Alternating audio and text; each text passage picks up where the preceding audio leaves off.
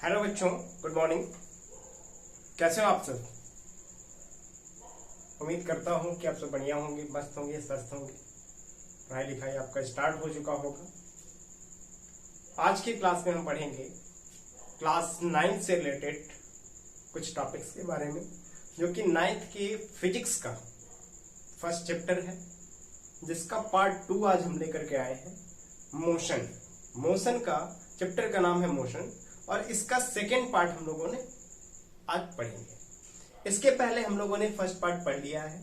जिसने भी हमारा फर्स्ट पार्ट नहीं देखा है या जिसने भी उसको नहीं पढ़ा है, जा करके मेरे चैनल पर एक बार विजिट करिए, मोशन वाले टॉपिक को सर्च करिए, पढ़िए, और साथ ही साथ प्यारा प्यारा सा कमेंट लिखिए कैसा लगा आपको वीडियो, कितना समझ में आया, कितना नहीं समझ में आया। साथ ही साथ ये भी बताइए कि कौन सी लाइन में हमको नहीं समझ में आया, जिसका समाधान हम बहुत जल्दी ही करने की कोशिश करेंगे। चलिए तो वीडियो स्टार्ट करते हैं, ज्यादा समय ना लेते हुए। आज की क्लास में हम पढ़ेंगे equations of motion for a uniformly accelerated body. यानी कि अगर कोई बॉडी है यूनिफॉर्मली एक्सेलरेटेड है, यूनिफॉर्मली एक्सेलरेटेड का मतलब कि उसकी वेलोसिटी जो है, उसका स्पीड जो है, सेम टाइम इंटरवल में सेम चेंज हो रहा है, तो इस तरह के बॉडी के मोशन को हम यूनिफॉर्मली एक्सेलरेटेड मोशन बोलते हैं। इसके पहले हम लोगों ने पढ़ा था डिस्टेंस क्या होता है, डिस्टेंस के साथ साथ डिस्प्लेसमेंट क्या होता है, कौन स्केलर होता है, कौन वेक्टर होता है, स्पीड क्या होता है, वेलोसिटी क्या होता है, एक्सेलरेशन क्या होता है। साथ ही साथ एक्सेलरेशन के कितने टाइप्स होते हैं, स्पीड के कितने टाइप्स होते हैं, वेलोसिटी के कितने टाइप्स होते हैं, और साथ ही साथ हम लोगों ने पढ़ा था difference between distance and displacement, and also we have study about difference between speed and velocity. Today we will discuss about the equation of motion of uniformly accelerated body. आज हम बात करेंगे कि अगर कोई बॉडी है यूनिफॉर्मली एक्सेलरेटेड मोशन में है, तो उसके लिए इक्वेशन कौन कौन से हो सकते हैं, उसके लिए फार्मूला हमारा कौन कौन सा हो सकता है। तो कहा गया, क्या बताया गया कि there are 3 equations of uniformly accelerated body. अगर कोई यूनिफॉर्मली एक्सेलरेटेड है बॉडी, यूनिफॉर्म रेट से उसकी वेलोसिटी बदल रही है, मूव कर रही है, तो उस कंडीशन में उसके 3 इक्वेशन, उस बॉडी के लिए 3 इक्वेशन ड्राइव किए गए, जिनको हम इक्वेशंस ऑफ मोशन के नाम से जानते हैं। हमने पहले ही लिख रखा है टॉपिक का नाम equations of motion of a uniformly accelerated body.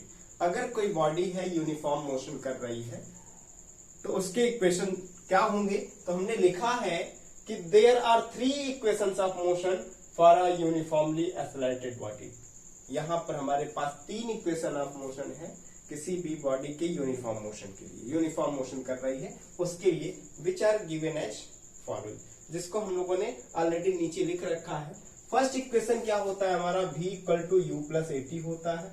Second equation हमारा s equal to U T plus half AT square, और थर्ड इक्वेशन हमारा होता है v square equal to U square plus 2as। अब हम बात करते हैं v क्या है, तो ये है हमारा फाइनल वेलोसिटी। u क्या है,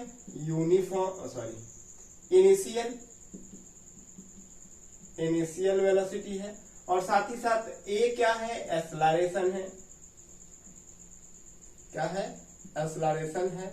t क्या है, तो ये हमारा टाइम है, और यहाँ s जो है वो डिस्टेंस कह सकते हैं, या इसको हम डिस्प्लेसमेंट कह सकते हैं।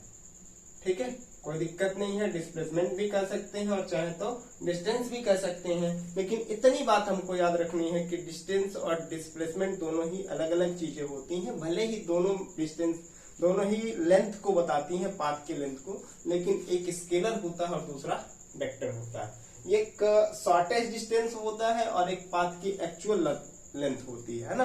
तो दोनों का डिफरेंस हम लोगों ने ऑलरेडी पहले पढ़ चुका है। तो ये हम 3 इक्वेशंस की बात कर रहे हैं। तो ये 3 इक्वेशन जो है generally initial velocity, final velocity, acceleration और टाइम, साथ ही साथ डिस्टेंस के बीच एक रिलेशंस को बताते हैं, अलग अलग रिलेशंस को बताते हैं, और इन्हीं इक्वेशंस को हम equations of motion of uniformly body कहते हैं।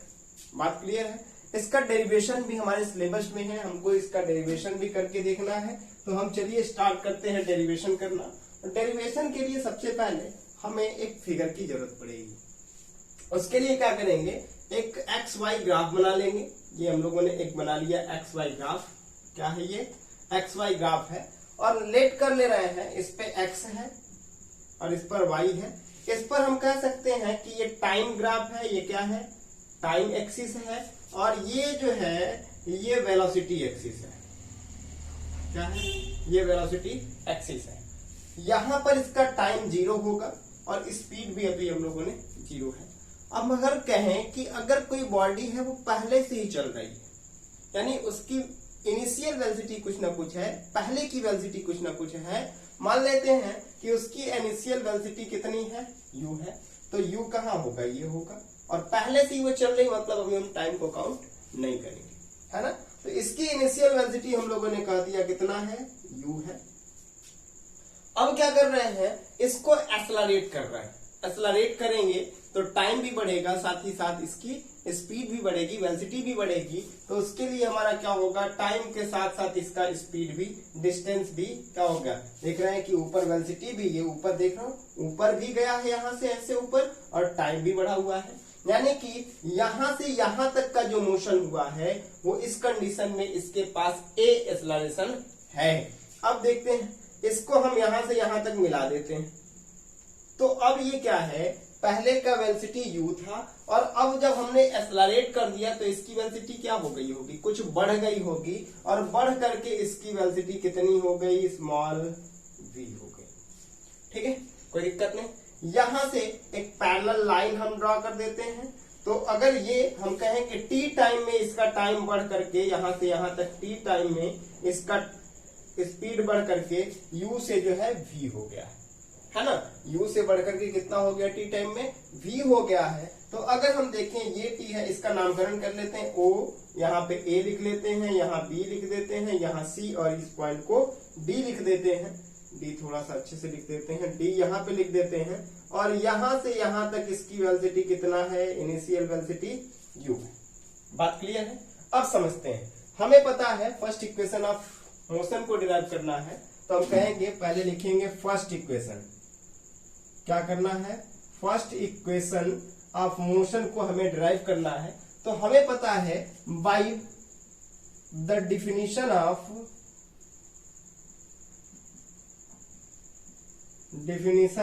एक्सेलरेशन। एक्सेलरेशन का डिफिनीशन क्या होता है, we will know that acceleration जो होता है, टाइम के साथ किसी बॉडी की अगर वेलोसिटी में चेंजिंग हो रही है तो वेलोसिटी में होने वाली चेंजिंग और टाइम के रेशियो को हम कहते हैं एक्सेलरेशन। यानी कि अगर किसी बॉडी की स्पीड या वेलोसिटी टाइम के रिस्पेक्ट में चेंज हो रही है तो कहा जाता है वो बॉडी एक्सेलरेटेड मोशन में है। तो अब हम कह रहे हैं पहले इसका इनिशियल वेलोसिटी u था, बाद में हो गया v। तो कितना बढ़ा होगा, पहले u था बाद में v, तो v माइनस u करेंगे तो कितना इंक्रीज हुआ है, कितना चेंज हुआ है इसके वेलोसिटी में, ये हम लोगों को निकल जाए। तो a इक्वल टू क्या मिल जाएगा, चेंज इन वेलोसिटी, क्या मिलेगा, change in velocity upon time taken, कितने टाइम में चेंज हुआ है ना।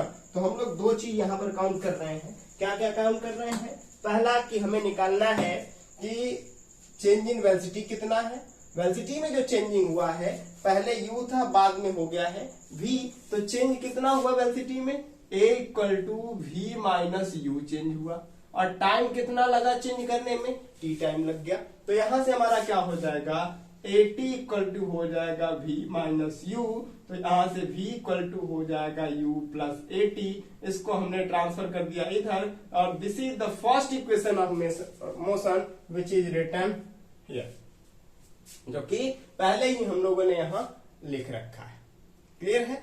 फर्स्ट इक्वेशन में हमने क्या कहा कि इक्वेशन ऑफ मोशन को यूज करेंगे, और डिफिनीशन ऑफ एक्सेलरेशन को यूज करेंगे, और डिफिनीशन ऑफ एक्सेलरेशन से फर्स्ट इक्वेशन को क्या करेंगे, डिराइव कर लेंगे, डेरिवेशन कर लेंगे कि ये फार्मूला हमारा किस मेथड से आया, कहां से हम लोगों ने कैलकुलेट कर लिया, खुद से तो लिखे नहीं है, किसी ना किसी मेथड से करके निकाले हैं। तो इस तरह से हम लोगों ने फर्स्ट इक्वेशन ऑफ मोशन को डिराइव कर लिया।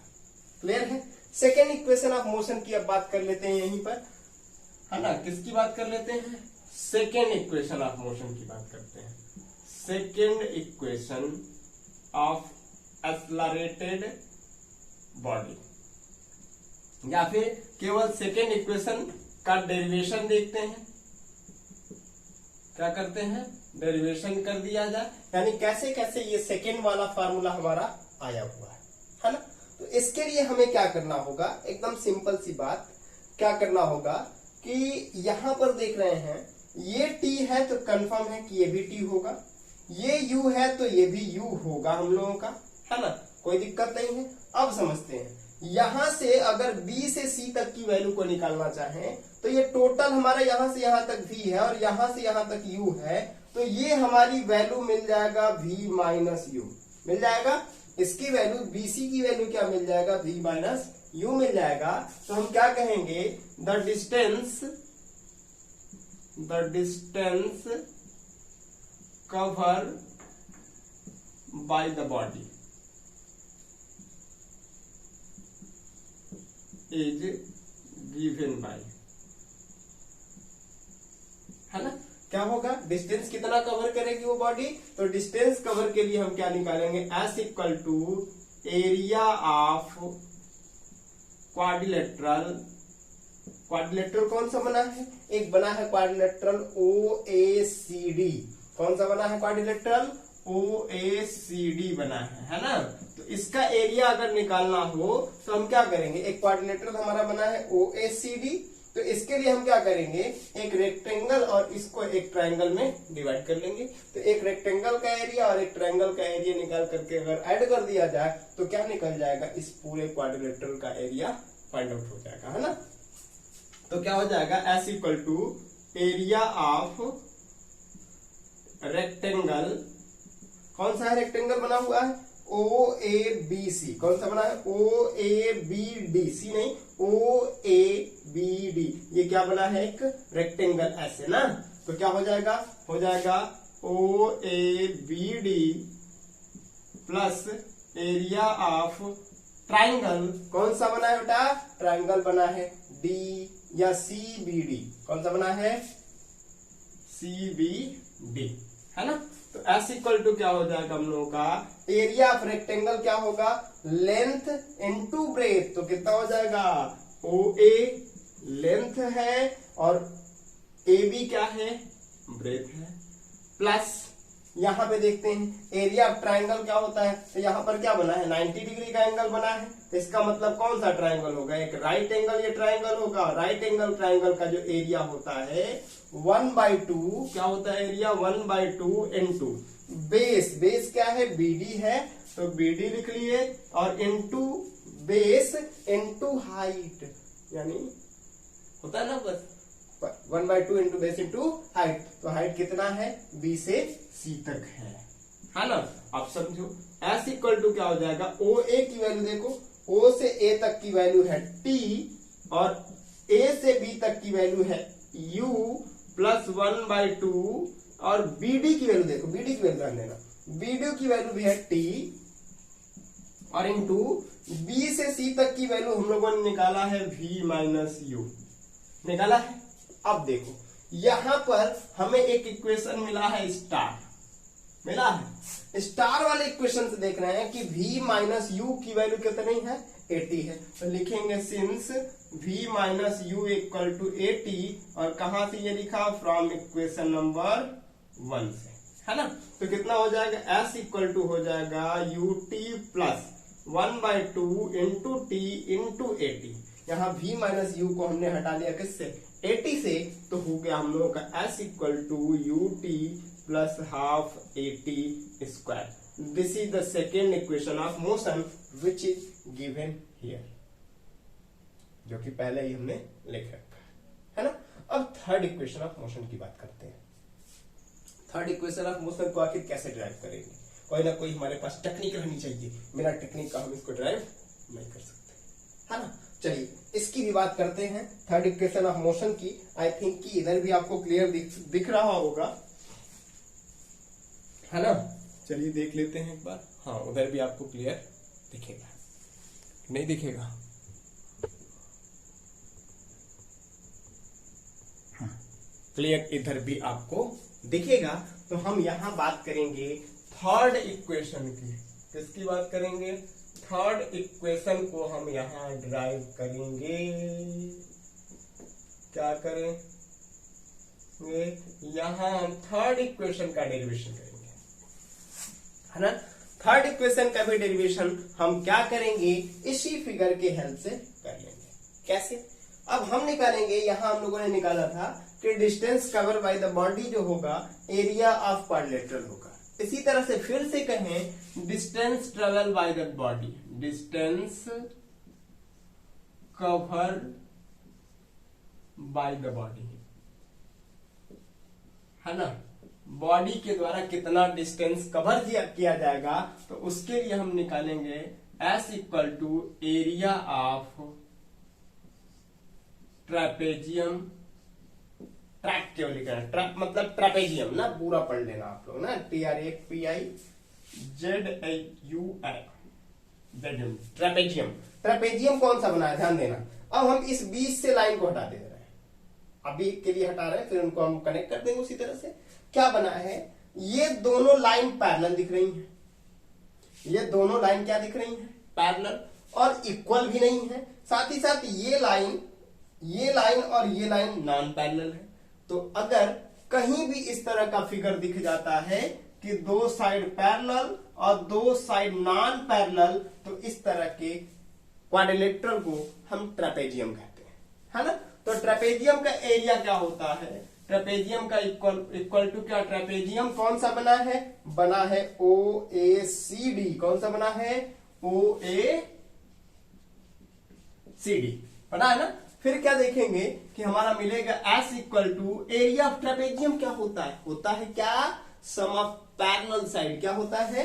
सम ऑफ पैरेलल साइड। तो ये दोनों पैरेलल साइड है ना, ये वाला और ये वाला पैरेलल है, इक्वल नहीं दिखा रहे हम, पैरेलल दिखा रहे हैं ना।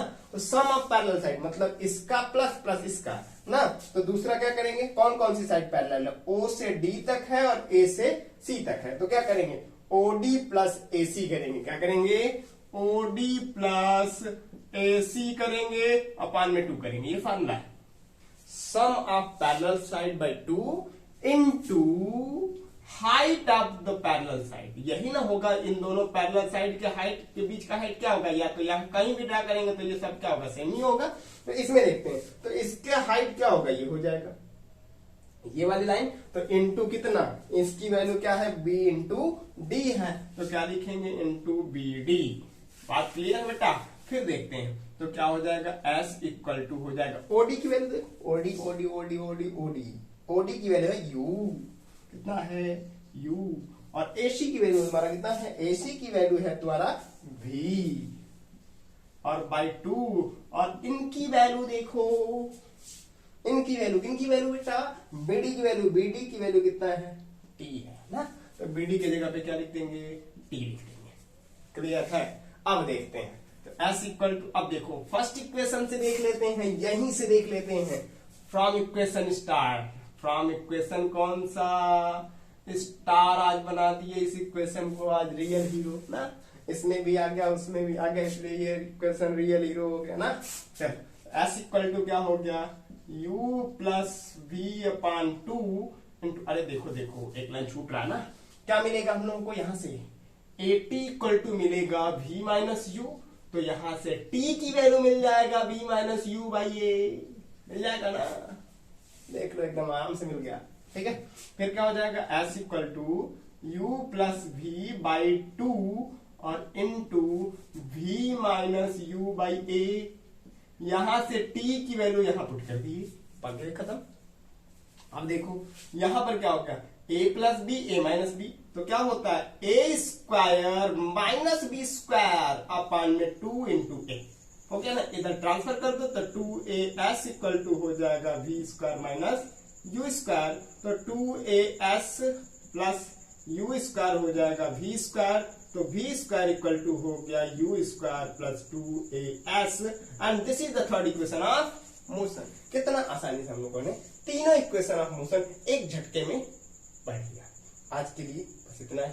अगर आप हमारे चैनल पर नए हैं तो लाइक करिए, शेयर करिए, सब्सक्राइब करना मत भूलिए। साथ ही साथ मस्त और बिंदास पढ़ते रहिए। जो चीज नहीं आता है आप तुरंत पूछिए, बताने की कोशिश जारी रहेगी। मिलते हैं नेक्स्ट वीडियो में। धन्यवाद।